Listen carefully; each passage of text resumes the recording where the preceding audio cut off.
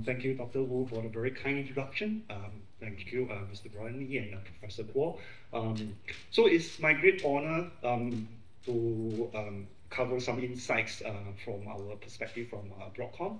So I'm from the Optical System Division. So our products or our technology there are mainly for components such as VCSELs, indium phosphide-based EMLs. And also, I mentioned like yesterday in my talk, we also do CPOs.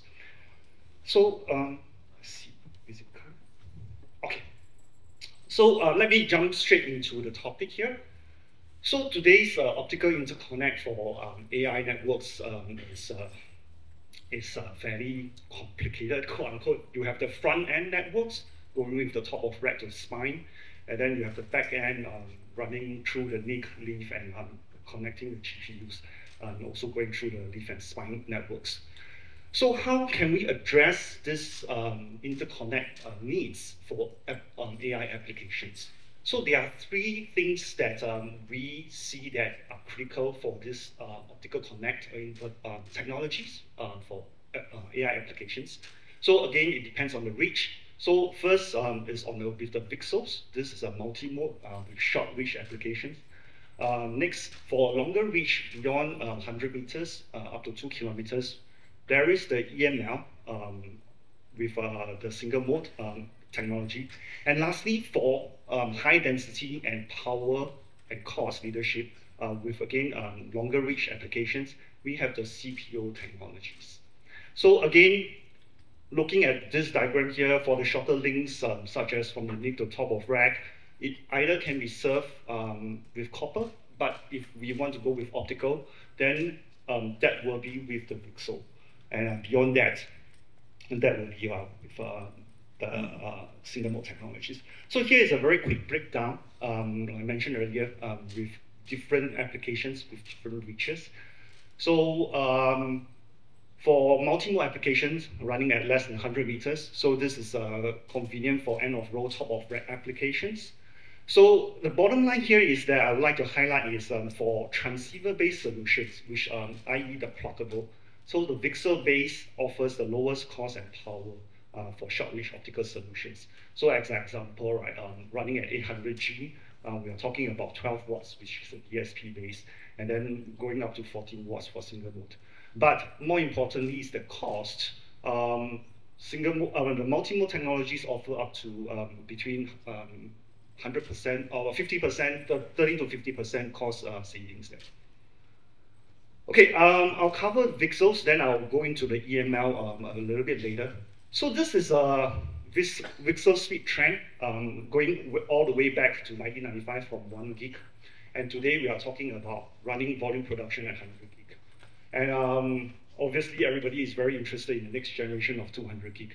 But what does this curve or this trend shows? Basically, I think the demand or the need for high speed applications in multi-mode areas is actually trending pretty fast. So from the first 1 gig to 10 gig, it took about 15 years. And then the generation actually, the time between each generation shortens as we move along. And Broadcom is staying together with our peers at the leading edge. We can see that for either single or parallel technologies, we are running together with the standards. So we lead and we work with our peers to run this Broadcom or this VCSEL roadmap. So what are the target applications here? So with the AI networks that is so popular and such a boom today, we have running with the InfiniBand NVR fabrics, server to switch Ethernet, and so switch to switch multi-mode Ethernet applications. These are traditional enterprise and data center applications, which is still a very, very large proportion of the optics consumption. Next, also with fiber channel fabrics. And emerging technologies here is a little interesting with PCIe over optics and CXL applications. So this is an area where we are talking about moving towards a disaggregated computing, whereas we are starting to have more applications in the area of PCIe over optics. So here is a quick slide on LRO, SR performance with our VCSELs. So we work with our partner, CloudLight, so currently with Momentum. So this is a transceiver, LRO, that with a TP2 compliance. So I think over the past years, there has been a lot of discussion of LPO, LRO. So LPO, linear pluggable optics, where there is no DSP. I think generally the trend here is towards when for TP2 compliance needs, you would probably need a DSP. Running with a pure LPO, there is a lot of cases where you need a very strong SerDes. So with a DSP in place, you take that need out and offer a considerable compromise here. So this is with a universal SerDes setting across the chip to module. So again, in the form of a plug and play mode, and running up to a 25.7 dB in the Tomahawk 5 platform. So again, stable over temperature and channel loss. I will highlight that the typical power here is about 8.5 watts. So this is running through 800G, 8.5 watts. Today, again, as I mentioned earlier, with the DSP base, is 12 watts. So 8.5 watts is a significant power savings. And for AI, latency is obviously important. At this, with only one DSP on the TX side, we are running about 20 nanoseconds. So this offers a lowest cost AOC application in the data center. Again, just to highlight that this is for short reach, up to 100 meters. Okay, there are some figures below showing the performance of the prefactor and post-factor. Again, the takeaway here is it is in spec, we meet TP2 compliance with this application. So for multi-mode applications, one consideration that moving towards higher data rates is, okay, what about reach? Traditionally, with 1 gig, we can go up to 500 meters. 10 gig, 300 meters, not an issue. 25 gig NRSD, 300 meters may be a bit tricky. So, but going beyond that, up to 100 gig, how can we actually get back to 50 or 100 meters type of reach? So we work with our partners, in this case with Corning, to come up with the idea of, they actually not really, Corning come up with the idea of this high data rate multi-mode fiber. So this actually addresses in longer reaches application, for example, in terabit die, where we will still want it to run up to 100 meters and beyond. So how do they achieve it is through their analysis and technology, where they can get with this clear curve OM4 XT fiber that actually addresses the bandwidth needs up to 910 millimeters. Okay, beyond that, as we move to higher data rates, I think the industry is looking in this area where, okay, VCSEL technology has pretty good 3 dB bandwidth. But if we need the ecosystem from the fiber vendors to support the bandwidth as well, because overall, that is an entire bandwidth to support the link. So traditionally, I think currently, or in fact currently, we are still using a standard in determining the fiber bandwidth based on 10 gig pixels. So over on the right is Monte Carlo simulation of all the VCSEL that is done by Corning. And the issue that I want to point out is, this is how today's VCSELs, the effective, the encircle flux will look like. However, we still are using cases like 6 and 7, which have like a triple donut shape. So the industry is looking at this, is asking the question, is this definition sufficient for today's application? And if we were to take out some of this or redefine the set of effective modal bandwidth calculated weights, we can actually move the bandwidth higher and achieve a better performance. Okay, next, I want to talk about what is beyond 100 gig. So today, 100 gigabits per second application is common with our, we have again, I mentioned, our peers and us have been shipping in high volume with 100 gigs. Beyond 100 gigs, copper is going to approach its signal integrity limits. Now, obviously, we have already heard this story that since 10 gig, that copper is reaching signal integrity limits. But this time around, I think it is really going to happen. So, at 200 gig multi-mode solution, we believe that this offers the most cost-effective for copper replacements for short reaches. So this is, for example, for top-of-rack or EOR connectivity. Over on the right-hand side is an example of the PAM4i from our 850 nanometer VCSEL. This is with a short patch cord. Now, we have still a lot of work to do. It's not done yet. For 200G VCSEL, it is not that straightforward. So some of the our development and our peers are also looking into how can we get a good enough 200 gig VCSEL for the application. So here are some of the points here that we are looking into, how we can get better electrical bandwidth with capacitance reduction, enhance differential gain with improved ENO dynamics, reduce noise for extended length. Again, but more importantly, we need to develop strong partnership with key component suppliers. In this case, with our fiber vendors, DSP and IC vendors. The ICE vendors have been, and the DSP have been doing a good job. I think getting up to with a higher process node, getting the bandwidth up. Fiber vendors, like I mentioned earlier, like such as Corning and others, are actually looking into how they can improve the fiber bandwidth there. Okay, with that, I'll switch over to the next topic on single mode. So beyond 500 meters, we need single mode optics. And currently, for data center applications, we are still using, and this is the cheapest option for the IMDD, intensity modulated direct detect for 100 gigs. So here are some of the comparisons with EM, indium phosphide-based silicon photonics, and thin film lithium niobate. Also for the cost here, the number of ticks actually refers to being the cheapest. Not with more ticks is more expensive. So we understand that today, with indium phosphide being around for a long period of time, it has proven to be technology mature. It has the proven reliability and fastest time to market for each generation. So we are not just talking about 100 gig generation, 50 gig, 10 gig, or 25 gig time frame, indium phosphide EML space, and moving beyond the 200 gig.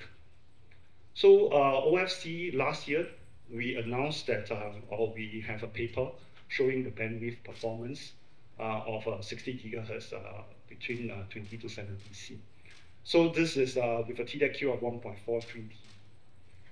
The work is not done yet. The industry will definitely need higher bandwidth to have better margins. On the right, I want to point out that the growth in the EML market is very, very strong. This is mainly driven by AI data center applications. This is only part of the story. I'm sure that with the silicon photonics, the thin film lithium niobate, they will come into the picture as well for the single mode applications.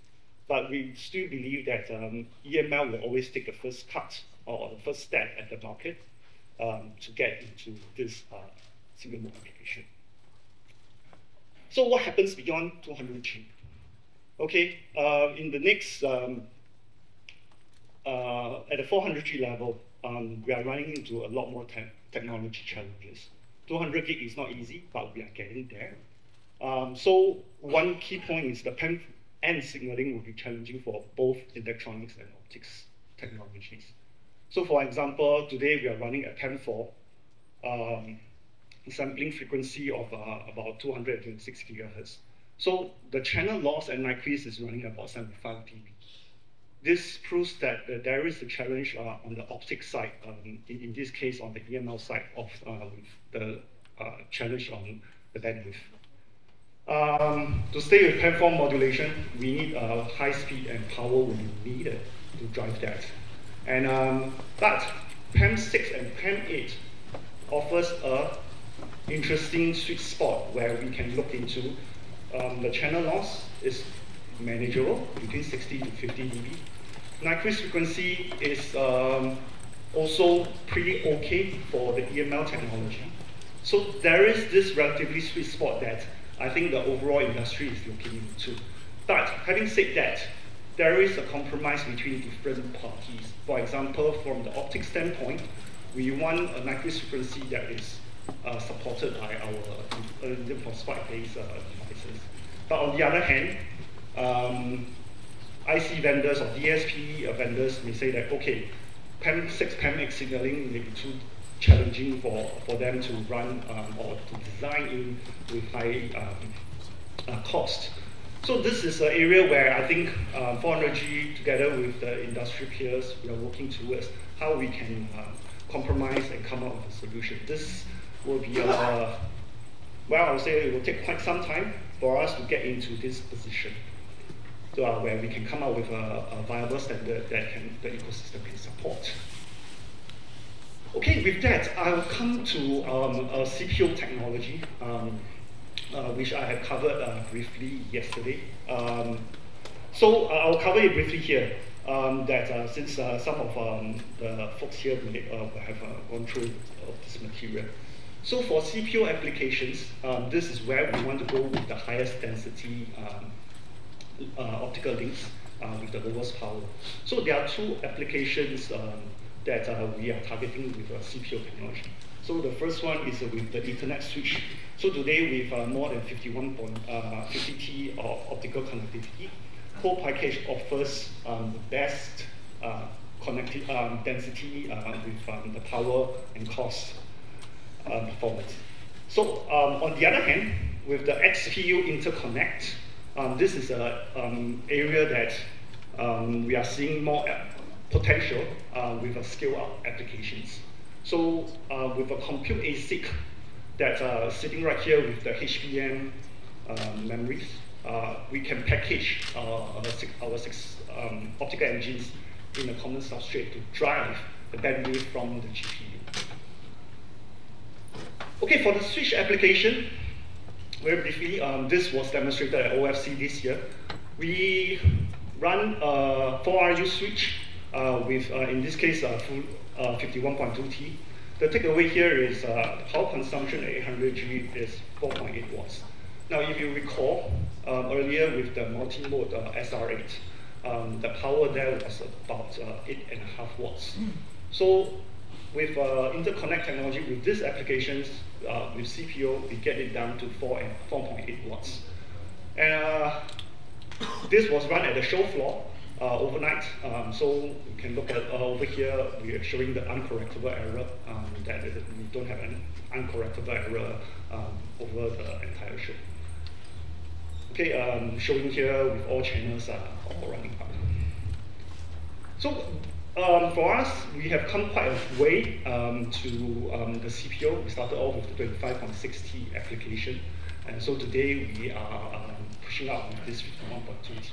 So at a high level, this is with a 64 channel FR4 peak with integrated mux and demux, and with this CMOS driver TIA EIC. So we move with CMOS is we want to go with the power saving, and CMOS today can really deliver the performance that is needed. With advanced packaging, we are working with our OSAT partners to actually package the PIC and EIC together. The pluggable laser is from our own Broadcom. We are using our high quality, high reliability lasers in this. So the objective here is to have a silicon level reliability on the PIC IC and utilizing our expertise and reliability of the lasers, pluggable lasers, to provide a solution for the industry to get in a very reliable platform. Okay, earlier I did highlight about the compute ASICs. So in this case, how we can do it is we want to solve the beachfront density for compute ASICs. Today, with the compute ASIC running on copper links, there is a limitation on how much bandwidth connectivity you want to put. So by having an optical engine, in this case, we are taking our baby optical engine, which is a 6.4 T engine. We are not reinventing the wheel. We are putting this on a substrate together with the, in this case, on the silicon interposer with XPU, ASIC, and HBM to deliver the bandwidth needed for the GPU. So this is done with CoWoS packaging. We are again not reinventing the wheel. We are using existing technologies with that the semicon industry is comfortable with. Again, knowing that this reliability will be there. So this is an exciting area that we see that there will be tremendous growth coming up. Okay, I think with that, that's all I have for today. Thank you for your time.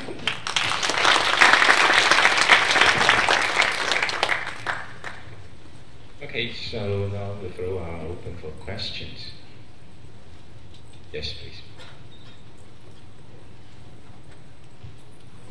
So really nice talk, and yeah, really congratulations on Broadcom's 200G VCSEL achievement. Okay, I just have one question. Yeah, for do you think what's the limitation for the speed for the VCSEL? Because normally VCSEL related to the aperture size. The aperture size, which is outside VCSEL, and if we want to higher speed, normally the method people use just shrink the size. So is there any limitation for high-speed VCSEL? Okay, thank you. Yeah, Professor Kuo, you raised a very good point. Yes, 200G to get to highest data rate, I think we did cover that. We want to reduce capacitance. So one way, like you mentioned, is to reduce the aperture size. But again, there is a limit on production, right? So we are looking into ways on how we can get, besides reducing this aperture size, with other techniques. So again, I'm not sure I'm comfortable sharing other techniques here, but we are looking in that area where, okay, how we can drop the capacitance to get us the higher 3D bandwidth. Yeah, okay. Yes. Thank you for a very nice talk. I was wondering if you can say something about the photodetectors, the detector arrays. Is there any improvement you need to go from 200 to 400 gigabit per second? Okay, I think that is also a challenge that we are looking at. So in fact, 200G, I didn't mention it here, but for the 200G coupled with the single mode and even the multi-mode, we have the products that are supporting the 200G. Now, going to 400G, that will be a challenge. At this point, I think ways that people are thinking of is how, again, the aperture size. How we can get a smaller aperture size, but for multi-mode technologies, there is definitely ways that you can drop it down and then probably compromise with the alignment. But for single mode, again, that is something that we are looking in the area. How do we actually get the bandwidth needed for 400G? I mean, 400G is still a way out. So currently, we are looking into ways that we can get that bandwidth needed. But I think 200G, we are already there. Thank you very much for this excellent talk with the overall comparisons. I'm wondering about power consumption for the CPO solution that you mentioned. You mentioned something about 4.8 watts, but I'm not too sure about what your comparison against the 8.5 of VCSEL. Can you please clarify that? Okay, so for the 4.8 watts, that includes the laser power and the optical engines, right? So that is typically how we want to consider the power of the optical interconnect. So equivalent of a 800G FR4 transceiver. So one way we get around it is because we don't have a DSP in CPU, right? But on the other hand, the LRO, you still have half a CPU, half a DSP. So that's where the power of the LRO is higher. Other question? Yes. Thank you for your talk. And I have a question about the 2000 or 400 plane pluggable module. How about in your view, for the EML and the silicon photonics, which one is more for high-speed pluggable module? Okay, so the question here is, if I understand correctly, comparing technologies at 400G between EMLs versus silicon photonics. Can I understand it correctly? Comparing technologies at 400G? Sorry, 400 plane. 400G plane, okay, okay. So we understand that silicon photonics today has actually improved tremendously, and I think we are also seeing that silicon photonics-based transceiver at 100G is also shipping in volume. So, but however, if you look at each generation as we progress, 50 gig, 100 gig, 200 gig, and beyond, right? Usually the EML-based solution comes up with proven reliability. Because again, not to say that silicon photonics transceivers are not reliable, they are very reliable. But I think when we talk to our peers and our end customers in the industry, I think the lean is still towards that, okay, EML is known to be a working technology, and we have ways that we can tweak to get it time to market at the quickest point. With silicon photonics, generally you definitely need to look into areas on the processing, how did they do it. But EML side is the chip, and then how you do it on the series. So again, my personal take here, not to say much, I think that EML will still have a leading edge at 400. Due to the time limit, we probably have to end it here. So I'm sorry. So let's thank the speaker, Dr. Cho, again. Thank you.